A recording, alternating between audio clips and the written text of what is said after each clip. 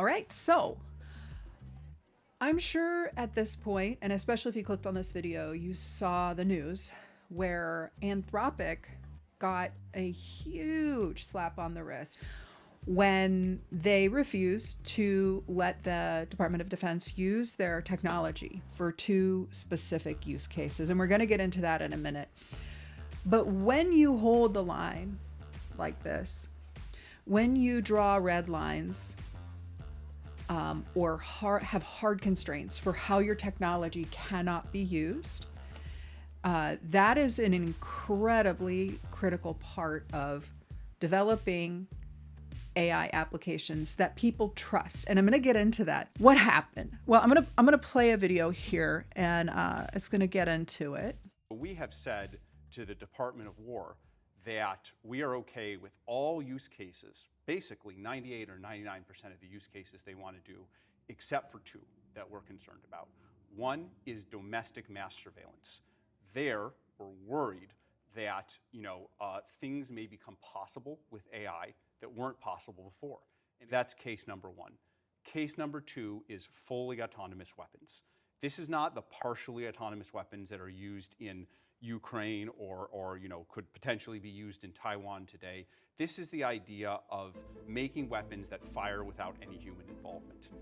So what I just want to say too, that if you watch the source video, the interviewer expresses a common and profoundly naive counter-argument to Anthropic's principled stance. They're basically saying that a private company should not tell the government what to do with the technology that it's acquired. And okay, I could see why someone might think that. And this logic most certainly would have worked for technology in the past, right? We could say, oh, okay, I understand, why human cloning is a bad idea. And the governments are going to decide, yes, this is not a good idea. We're all going to get behind this and say cloning of some things is good, but don't clone humans, right? Because you can kind of get your head around what it is and what the risks are. Well, the problem we have is that, this is dangerously uninformed when it comes to AI. And it's not like I know. In fact, even the godfather of AI himself, the man who won a Nobel Prize for inventing the technology that makes AI work, Geoffrey Hinton, commonly says that we don't know. He doesn't know how AI really works. We have a very good idea of sort of roughly what it's doing, but as soon as it gets really complicated, we don't actually know what's going on any more than we know what's going on in your brain. What do you mean we don't know exactly how it works? It was designed by people. No, it wasn't. What we did was we designed the learning algorithm. That's a bit like designing the principle of evolution. But when this learning algorithm then interacts with data, it produces complicated neural networks that are good at doing things, but we don't really understand exactly how they do those things. Yeah, so there are risks. And I don't think that the government is going to be able to put in the guardrails with a naive understanding of what's possible, what it's good at, and what it's not good at. It's up to people like you and me, the people developing these AI applications, to make sure that our work results in responsible and trusted. So it's not just, it is a do-gooder thing. Okay, fine. But it's also good for business, because one of the things that happened when the government clapped back at Anthropic and said, we're going to treat you like a terrorist organization and cut you out of all government contracts because you had the wherewithal to stand up to us. And I think of it differently. Me personally, I think they had the foresight and the principled approach to do what's right. And I'm not the only one, because what ended up happening is their competitor, OpenAI, they run ChatGPT. ChatGPT sees a chance when Anthropic gets kicked off this contract, they swoop in. We're going to steal market share from Anthropic, and to hell with principles. We'll take that defense contract. Thank you very much. But then the number of people uninstalling ChatGPT surged. Protests took place in front of their offices, and uninstalls of ChatGPT rose by 295% in just a few days. The public support that has broken out for Anthropic is remarkable over the weekend. Absolutely, and that's what this is all about. On Friday, the action was outside of Anthropic headquarters across town, messages of support on the sidewalk. But today, the story has moved very, very quickly to OpenAI. So I'm outside of the OpenAI headquarters, where people have been busy. Take a look at some of these messages on the sidewalk and chalk outside. What are your red lines? And then, you know, an American flag. This goes on quite a bit further down the street, as you can see. And rather than support, this is really a call to action. OpenAI may have won the contract, but Anthropic right now is arguably winning the narrative among consumers and developers. Of course, you had Anthropic shoot to the top of the App Store, dethroning ChatGPT for the very first time. One thing also, I've seen, like, in researching this, I saw like, oh, some people are saying that Anthropic is engaging in safety theater, that they don't really care. They're just putting on, some sort of theater for their brand. So I don't really care if it's theater or if their hearts authentically swell with the burning desire to help humanity. It gets the same result. It keeps us all safer. And okay, yeah, when we all feel safer, it builds trust in that company. It builds trust in a brand. So it is good for their business.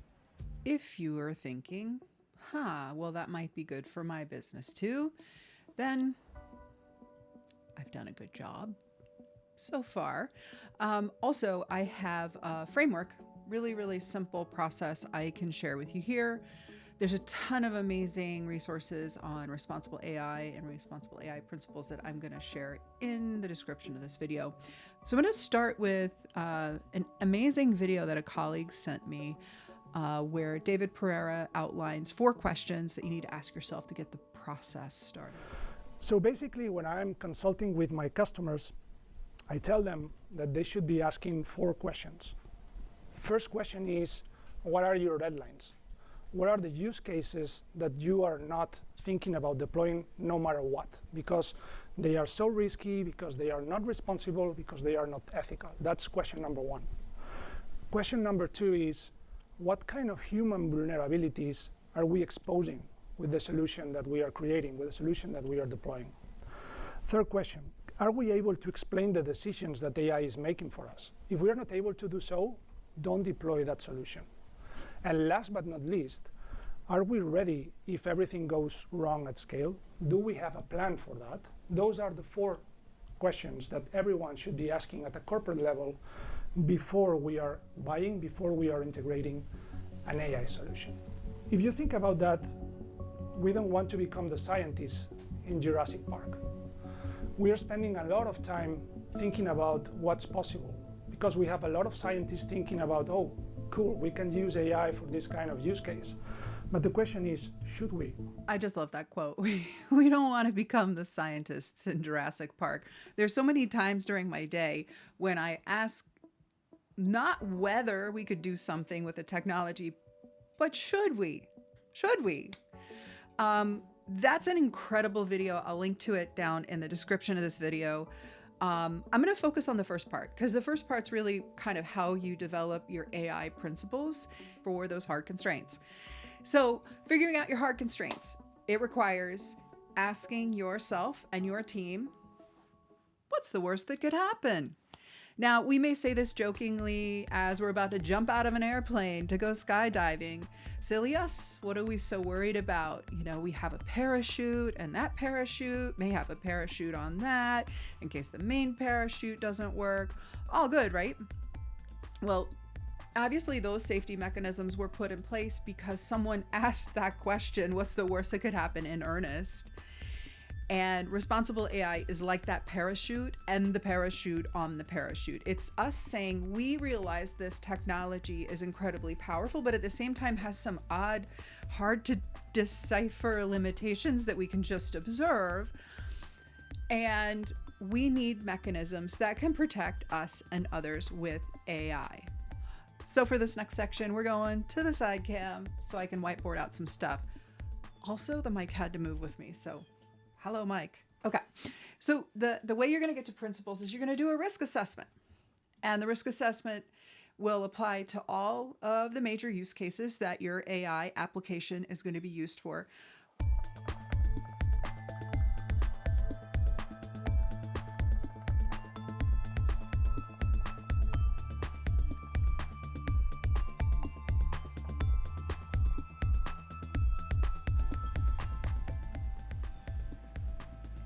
The second question you're going to ask yourself is, for these worst case scenarios, how reversible are the outcomes? Can they be easily reversed? And the third question is, how likely is that to happen? And that's it. You can ask yourself those questions. Now, let's answer them for our one of our Anthropic use cases. Let's use it on fully autonomous weapons. Okay? Number one, what's the worst thing that could happen? Not with an augmented, human-assisted weapon, but a fully autonomous weapon. Obviously, the worst thing that could happen is it could kill innocent people. I guess. It's gonna be much worse than that. It's like the worst thing that you could imagine could happen. How reversible is this? It's not at all reversible. And how likely? Now, this is the key question. First, the AI systems of today are nowhere near reliable enough to make fully autonomous weapons. Anyone who's worked with AI models understands that there's a basic unpredictability to them that in a purely technical way we have not solved. And we can see that as of this article's conception, or this video's conception, it's based on an article that I wrote. You can find it on Medium as well. I'll link to it in the description, but the foundational models score between 43% and 73% in a widely accepted factuality benchmarking tool. So when we go, how likely is this to happen? We look at this benchmarking score between 43 and 73%. We would say it is non-trivial. This is an entirely possible scenario. So where does that leave us? We can take a look at something like this. And I'm going to move our mic back a little bit. We can take a look at something like this and we can say, there's a principle in here. So we can see here on Claude's constitution that they've captured their current hard constraints. So Claude should never create cyber weapons or malicious code that could cause significant damage if deployed. And we could see how that applies here. So what you can do then is you can go through and you can say all of your use cases, run it through this exercise and come up with your hard constraints. Now you may say, Toby, I don't deal with anything nearly as serious as weaponry. I'm glad those tools and that process is out there for people who are doing the really serious stuff. Well, it turns out that the risks are pretty democratically distributed across verticals and use cases. And I'm going to put out a really, really abbreviated list here I'm going to go into more depth on each of these categories of risks in a future video and articles as well. So I'm going to run through them very quickly. I think this is mostly just so you have them in the back of your head when you're doing your risk assessment. Back to whiteboarding over here. So the risks, big categories of risk are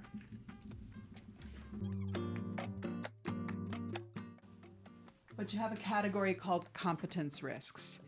It's basically when you have a use case that relies on factuality, that relies on accuracy, and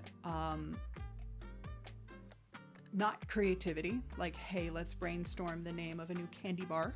It doesn't have to be super factual, but something where, you do need it to be factual, and it's not factual. What happens? The next category is socio-environmental. And this is a category of risks where we're looking at the harms to society or our planet. You have privacy and data risks.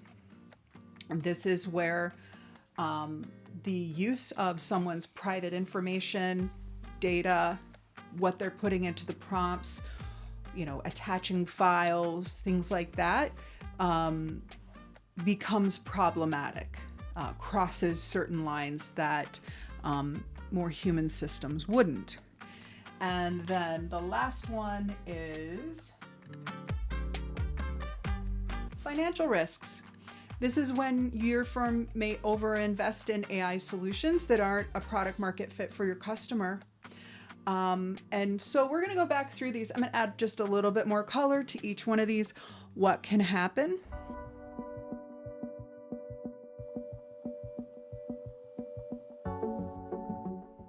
You could have productivity loss. So instead of people becoming more productive with your tool, they're bogged down in looking for errors, and they lose time and they ditch your product.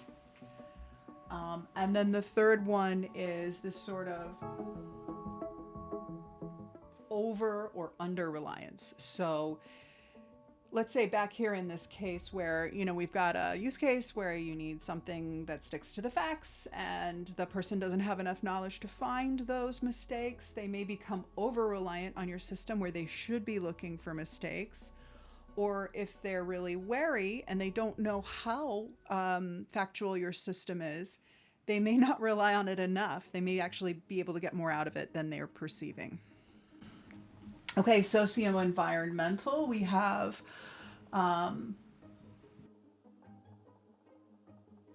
job market impacts. So job displacement, human worker displacement. And the issue here is that we have an emerging mental health crisis when it comes to workers who have been displaced by AI systems. There's a unique cocktail of negative mental health outcomes that occurs with that we really need to be aware of. And this also ties into general negative mental health outcomes.